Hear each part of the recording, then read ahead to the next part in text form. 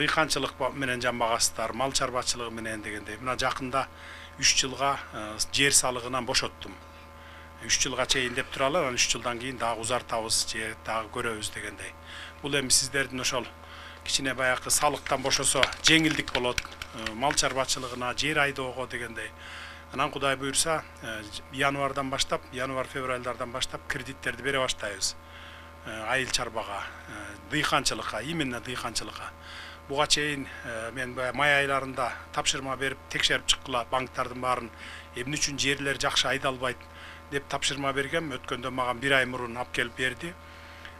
Ушуга чейин акыркы бир 10 жылда айрыкча 3% дыйкандарга жетип жүрүптүр, кредиттер силерге жетип жүрүптүр. Калганы бүт эле ошо Бишкектен, областтан чоңдору, министрлер, чоң бизнесмендер алып колдонот экен, кайра жаап коет экен. Ал эми дыйкандарга берилген акча да мисалы 6% менен 7% менен мурда берилчү. Азыр эми ошону толук көзөмөлгө алып, мына Камчыбек Кыдыршаевичке тапшырма бердим, текшерип атат азыр. Жаңы жылдан кийин, мындан кийинки бөлүнгөн акчаны ар бир тыйынына чейин сиздерге, дыйкандарга, фермерлерге жеткидей кылабыз. Аны биз көзөмөлгө ала алабыз.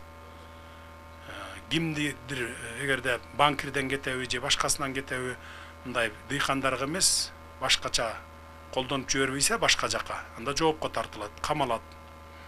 Кайра баягы ушерпти кайра ордуна келтиртебиз. Мына ушундай иш-чараларды жүргүзүп атабыз. Кече күнкү иш-чараны көрсөңүздөр керек эми, массалык маалымат каражаттардан көрдүңүздөр да мынакей. Акыркы ушул союз ажыраганы, союздан чачыраганы. Бизге бир дагы техниканы, военный техниканы, ушундай курал-жарактарды сатып албаптыр. Жалаң грант калчу экенбиз. Россиядан алыптырбыз, Кытайдан алыптырбыз. Анча-мынча Америкадан, Европадан алган, Турциядан алган курал-жарактарыбыз бар экен дагы. Былтыр мен келген убакта бир асманга көтөрүлүп чыга турган тиг учагыбыз же истребителибиз жок экен. Мына баягы баткен окуясы болгондо көрдүңүздөр да өзүңүздөр дагы. Анан кийин кой эми биз күчтүү мамлекет курбасак, биз ушинтип ар кимдин кордугуна кабылып жүрө беребизби деп, анан Кудай буйрса мына бүт армияны күчтөп атабыз. Бүт бар өзүбүздүн бюджеттин акчасынан мынакей. Жеп ичип аткандардын баардыгын тыйып атабыз, токтотуп атабыз. Мына Мегаком далалы башынан баштап айтып берейин. Мурда 2 миллиард, 3 миллиардга чейин таза киреше алып жүргөн. Мындан 7-8 жыл мурун, 10 жыл мурун. Акыркы убактарда 500 миллионго түшүп калыптыр.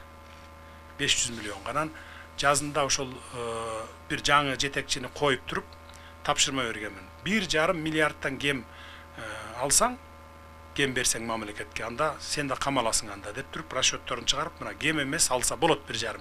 Мына 1,5 миллиардка таза киреше чыкты. А мурда 500 миллион таза киреше деп көргөзүп жүрүшкөн. Көрдүңүздөр, 1 миллиардты чөнтөгүнө салып жүргөн, уурдалып кетип аткан мындайча айтканда. Темир жол мисалы. Темир жол дагы 30 жылдан бери бир жакшы киреше берген эмес. Шпалдардын бардыгы баягы илгерки жыгач шпалдар менен болчу. Ал дагы мына бүгүн жарым жылдын ичинде 1 миллиард 600 миллион таза киреше берди мына. Бүт азыр алмаштырып баштадык тиги темир жолдорун. Скоросу 20 менен жүрүп калган экен эмеден Луговойдон бери карай, Казакстандан бери чыкканы. Таза киреше алып мына өзлөрүн менен өзлөрүн камсыз кыла баштады. Мамлекетке да бере баштады мына. Кара кече жолун жасап атабыз. Кара кече, Кочкор кара кече балыкчыдан баштап. Ар жагы Бостерге чейин алып барабыз. Темир жол башталып атат жаңы. Мына КПКны. Бул дагы мен эсептеп чыгып 10 миллионго жакын баягы чыгаша менен чыгып атат деп аткан. 47 миллион менен чыгаша менен чыгып жүргөн экен. Мына быйыл болсо 160 миллион таза кирешеге чыгып кетти мына. Көрдүңүздөр мына. Ал чыгаша болуп жүргөн эмес да, 47 миллион да чыгаша болуп жүргөн эмес. Чыгаша болду деп аны жеп, анан бүгүнкү түшүп аткан 160 миллион муну жеп жүргөн мынакей. Көрдүңүздөрбү мына. Талап, тоноп, жей эле берген экен да мынакей. Ушинтип мына неме кылып атабыз. Кумтөр боюнча мына. Кумтөр 100% өзүбүздө турат бүгүн.